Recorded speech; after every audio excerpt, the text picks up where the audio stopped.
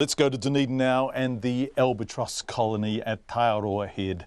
A reminder, if you've never been, that it's the world's only mainland breeding colony of Royal Albatross, and it's just a short drive from downtown Dunedin. Anyway, their new chick welcomed with great excitement last week had become seriously unwell with fly strike.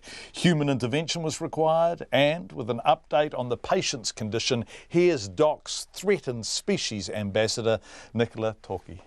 Well, I'm very pleased to report that the chick is doing well. It was a bit touch and go earlier this week, and that's been a little bit frightening for us. It's frightening because it happens, it happens a lot, but right now it's happening in front of New Zealand and anyone around the world watching.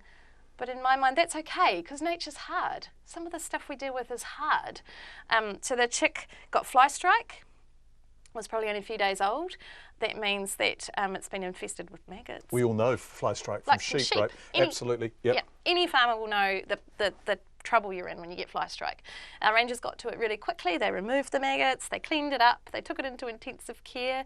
We then did a bit of a switcheroo and we borrowed a chick from another nest and popped it under. And why did you have to do that? Why did you have to give the parents who'd lost their fly strike chick another chick? So that they felt that they still had a chick there that they would keep coming back to the nest and keep feeding and keep up that cycle. So they don't realise you've switched. They've got a chick, they want to look after a chick, they're fine with that. Yeah. And the chick really wasn't doing that well. We had to give it a course of antibiotics. It was becoming quite lethargic.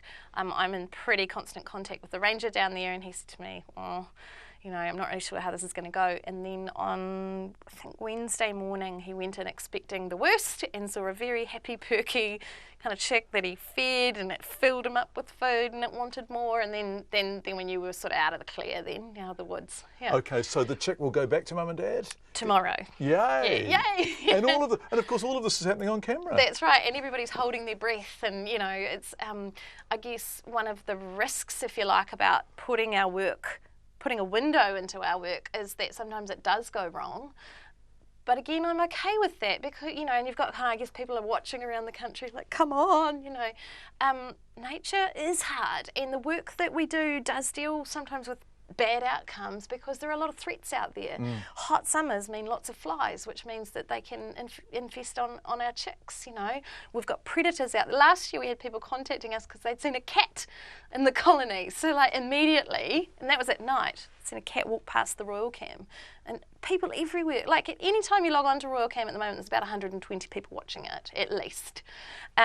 So immediately we get calls, there's a cat. Quick, go out there and do something. Which is wonderful, isn't it? Can we talk about the first chick that you had on Royal Cam, which was that Moana? Moana, yeah. And where is Moana now? Good question. Right. So Moana has set out. That's right. So Moana took off, I think around September, the first time that those chicks take off. So we've got a brand new chick now, and he or she will sit there for 8 months, and the parents will feed it, and all going well, it'll survive right through, and then basically, the windy day, it opens up its wings, wind kicks up underneath, and then it takes off. And it will not touch land again for between 4 and 7 years.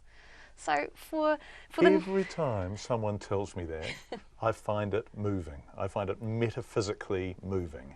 4 to 6 years of just flying and then returning to Dunedin. For God's sake, how does that happen? Oh, it's incredible. And often the long-term pairs of albatross will return within an hour of each other.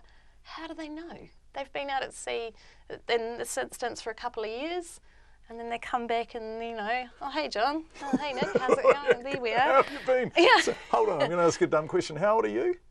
39. 39. Yeah. So when Moana returns, you're going to be in your mid-40s. Yes. That's nuts, isn't I know, and we'll be having a big party, I imagine, that day. I mean, people were in tears when they were watching when she took off for that first time.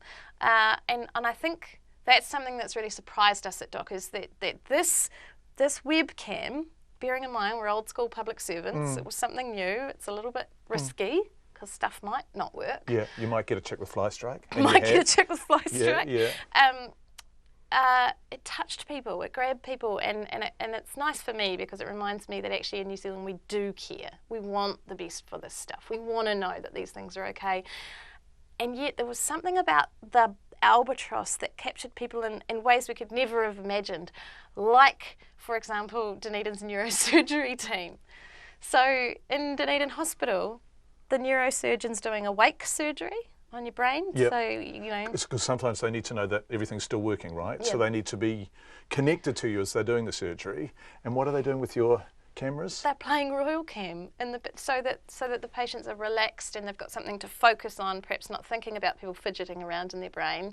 We could never have imagined that would be of value and benefit to people, a way that people could use it. Just before you go, how many views have you had? How many people have looked at that camera so far? This year? Yeah, well, since you started. So last year we had 600,000 individual views on YouTube alone and 1 million social media interactions. So we are just so pleased to be able to share what we do with New Zealand and the rest of the world. Nicola Toki talking about those magnificent birds, the Royal Albatross in Dunedin.